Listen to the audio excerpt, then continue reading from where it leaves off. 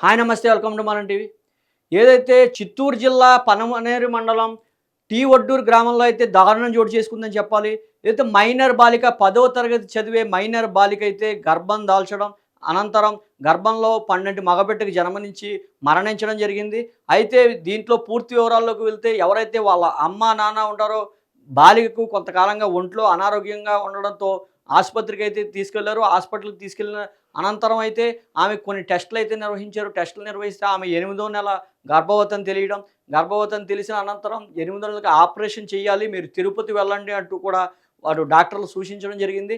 అయితే ఈ మేరకు తిరుపతికి సంబంధించిన వెటర్నరీ ఆసుపత్రికైతే వెళ్లారు. ఆసుపత్రికి వెళ్ళిన క్రమంలో ఆపరేషన్ చేశారు. మగపిల్లాడికైతే జన్మనిచ్చింది ఆ బాలిక. అయితే అనంతరం మరణించడం జరిగింది.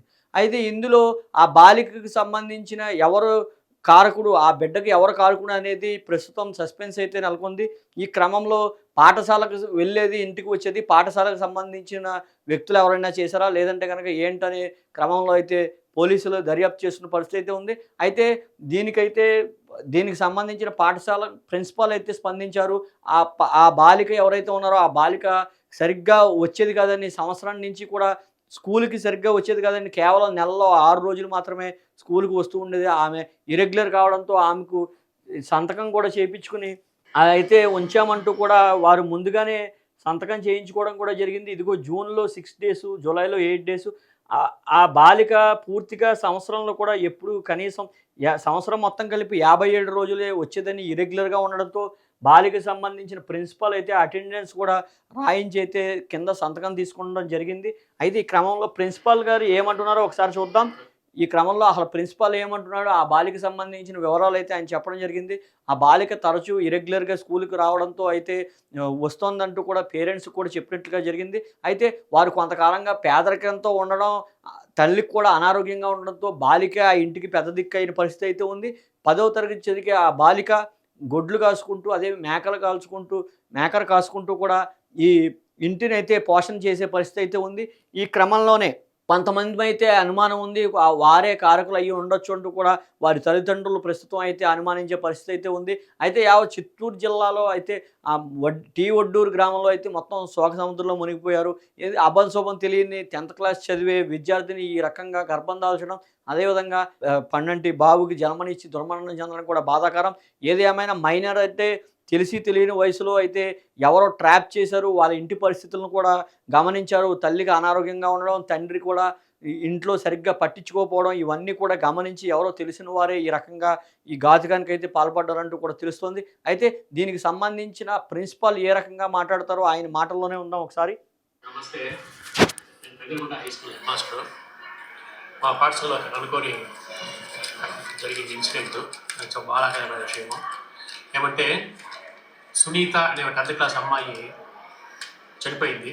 కారణం ఏమంటే ఆ పాప ప్రెగ్నెంట్ రావడం వల్ల ఆ పాప పాఠశాలకి 9th క్లాస్ నుండి సరిగ్గా రావట్లేదు. అంటే ఇరెగ్యులర్. నెలకి 4 రోజులు 5 రోజులు వస్తుంది అంతే. వాళ్ళ పేరెంట్స్ చాలా పూరు. వాళ్ళ నాన్న ఏమి పట్టించుకోడంట ఇంటి విషయాలు. ఈ పాపే ఆవులు మేపి పాలు పితికి దాంతో జీవనం గడిపోయింది. వాళ్ళ అమ్మ కూడా హెల్త్ బాగాలేదు ఆమెకి. ఈ విషయాన్ని కనుక్కుని ఎవరో ఆ పాపని బాగా సెటిల్ చేసినట్టుగా ఉన్నారు. అన్యాయం చేస్తున్నారు ఆ పాపకి. ఈ పాప ప్రెగ్నెన్సీ అనే విషయము ఇటు స్కూల్లో కానీ అటు పేరెంట్స్కి కానీ కనీసం పెంచిన అమ్మమ్మకి కానీ తెలియకుండా మేనేజ్ చేస్తున్నారు.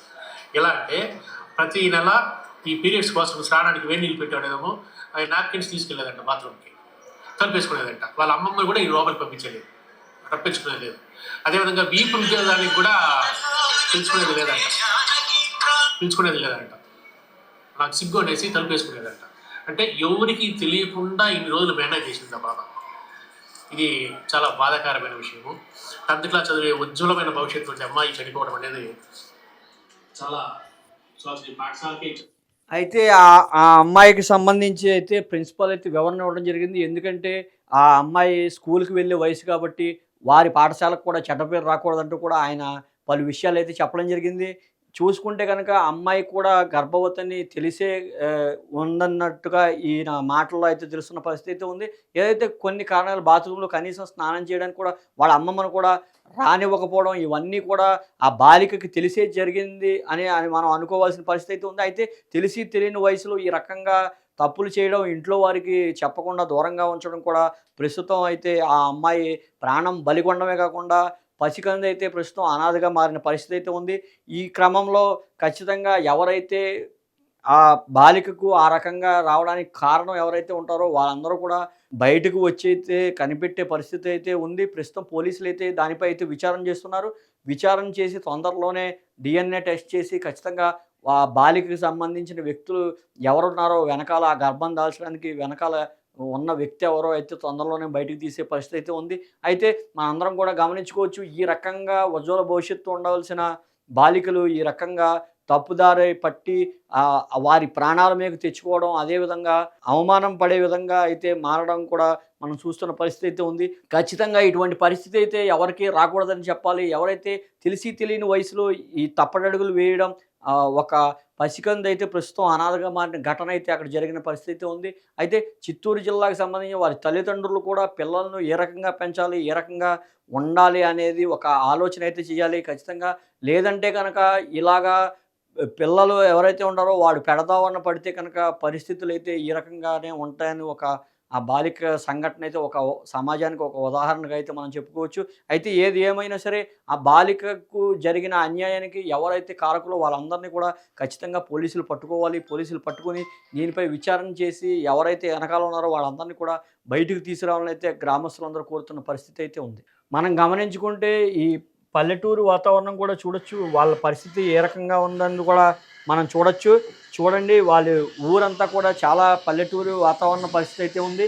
మనం గమనించుకుంటే ఆ పేదరికం కారణంగానే ఎవరో కూడా ఈ రకంగా అవకాశం తీసుకుని ఈ రకంగా ఈ ఘాతుకానికి అయితే పాల్పడ్డ పరిస్థితి అయితే ఉంది.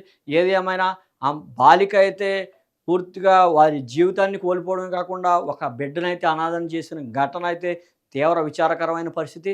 అయితే ఖచ్చితంగా ఎవరైతే దీని వెనకాల ఉన్నారో వాళ్ళందరినీ కూడా బయటకు తీసుకురావాలి. బయటకు తీసుకొచ్చి ఖచ్చితంగా వాళ్ళకి చట్ట ప్రకారం చర్యలు తీసుకోవాలి. లేదంటే గనక ఆ బాలుడు ఎవరైతే పుట్టారో అతని పోషణకు సంబంధించిన చర్యలైతే వాళ్ళందరూ కూడా చేయాల్సిన పరిస్థితి అయితే ఉంది. అయితే మనం గమనించుకుంటే ఈ పేదరికం వల్ల మ ఇంట్లో సరిగ్గా పట్టించుకోకపోవడం, తల్లికి అనారోగ్యం, వారి పరిస్థితులు పాలమ్ముకుని కుటుంబ పోషణ జరిగే పరిస్థితి ఈ క్రమంలో ఉండగా బాలిక జీవితాన్నయితే కనుక ఎవరో ఇబ్బంది పెట్టి ఆమె మరణానికి కూడా కారణమైన పరిస్థితి అయితే కనబడుతుంది.